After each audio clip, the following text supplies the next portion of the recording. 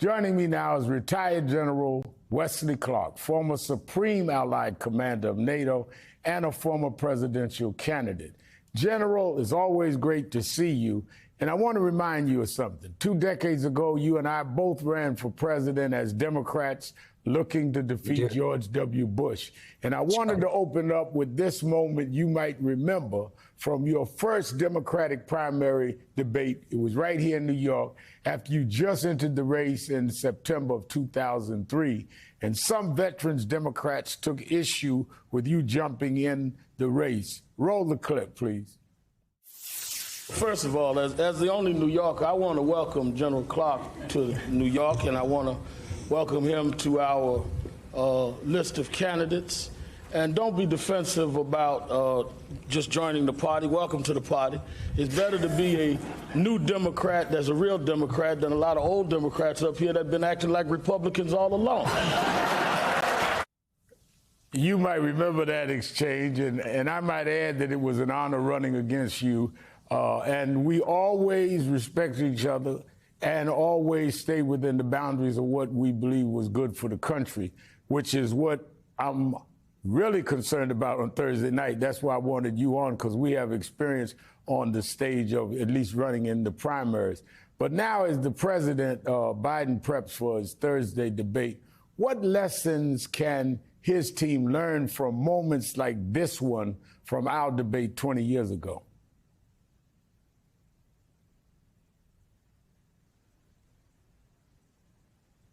I don't know if he. No, I thought you were going to show another clip. No. Reverend Al, it's great to be on with you. I love being on that debate stage with you, and you were the only one who welcomed me in there, and it always meant a lot. And I think you're just you were a great debater, you were a great candidate, and it's an honor to be on with you. Look, what lessons? Number one is you've got to make up your mind before you go in what are your three or four major points you're going to do. You got to stay focused. You got to make it funny, and you got to make it brief. You got to not pay too much attention to the questions. You got to get your message out.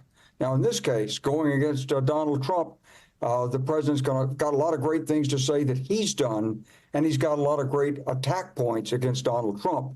In fact, he's got so many attack points, we'd call it in the military a target-rich environment. So he's got to be focused on what he's going to attack. Now, I'm looking at it, I'm thinking, okay, how about COVID, okay? Donald Trump recommended we put bleach in our veins. He didn't tell us when he talked to the Chinese president this was a air-delivered serious virus. He tried to say it wasn't going to be important. He didn't recommend people take the vaccines, even though when he got sick, he rushed over and did it. What kind of leadership is that? The results show that America had one of the worst COVID responses of any large nation. We lost a lot of people. Joe Biden came in the next round of COVID. We did a lot better because we had President Biden leading us through that. So that's number one. Number two is this a guy who's been impeached twice, not for politics, but for actual things he did wrong in misusing his office of the presidency, and especially on January 6th, where he basically tried to overturn the elections. How could any American vote for Donald Trump again, knowing that he's already said he's going to be a dictator from day one? Hey, you might vote for Donald Trump once. It might be the last vote you ever take as an American for president, because he intends to stay. Number three on this is, got to listen carefully what Donald Trump says. He usually accuses the opponents of doing what he's doing, and then he does it. And he's been very transparent. He's very easy to read.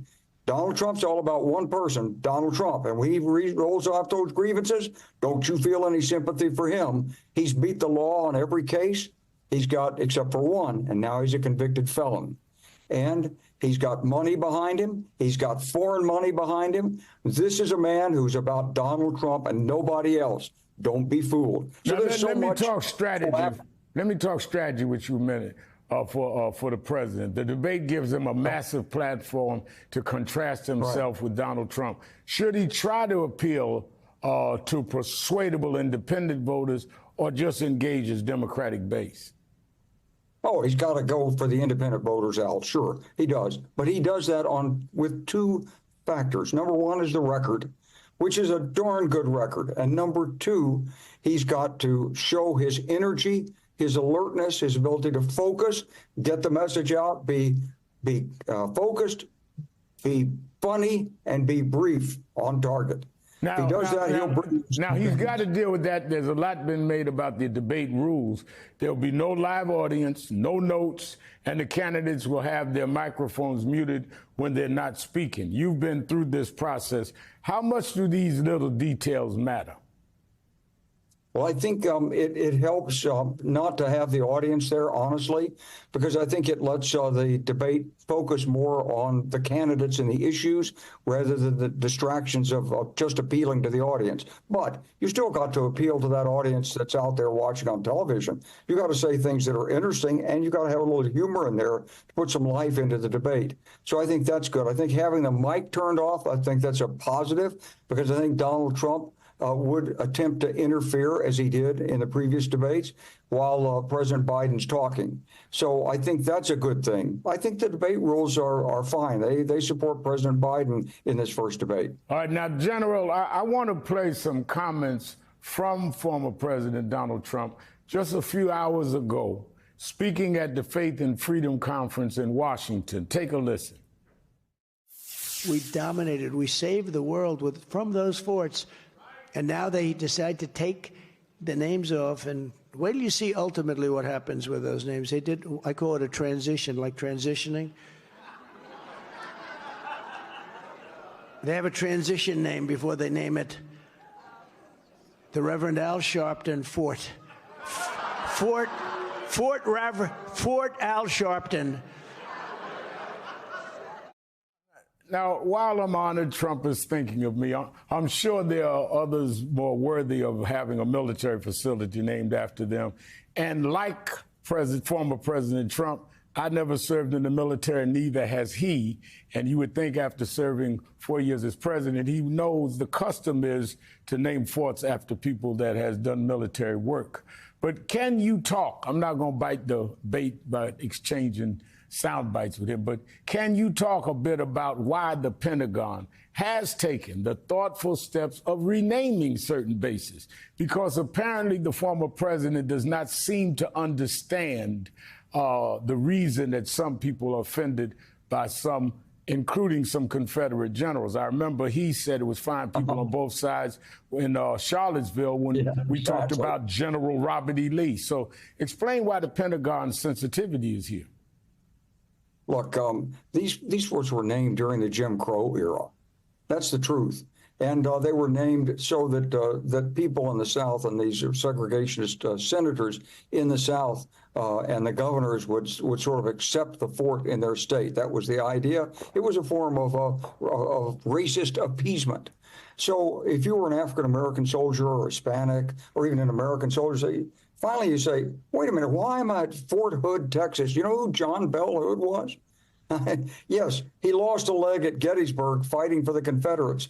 He led the Confederates into one of the worst defeats of the war in the attack on the Union forces at Nashville.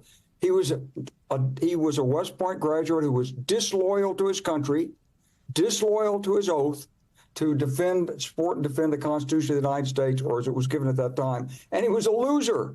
Why would you name a big fort after him? Instead, that fort is renamed for General Cavazos. And General Cavazos, a man I had served with and admired tremendously, was the first Hispanic four-star general in the Army. Fantastic human being, a great leader, 2 years in combat in Korea, a battalion commander in Vietnam. This is a guy who knew soldiering, he knew leadership, he knew people. And the same thing is true at Fort Benning. There it's been renamed for General Hal Moore. And Fort Bragg, Braxton Bragg, a Confederate general, he was a loser. Yeah. And, of course, he was disloyal. Instead, we named it Fort Liberty. And there's no more appropriate name for where the 82nd Airborne is stationed than Fort Liberty. They're the nation's first response force, and they are the first to protect our freedom.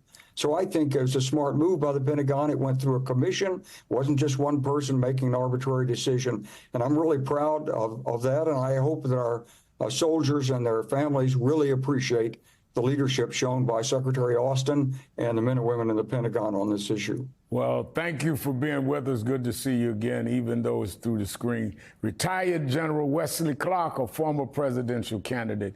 Thank you again for being with us.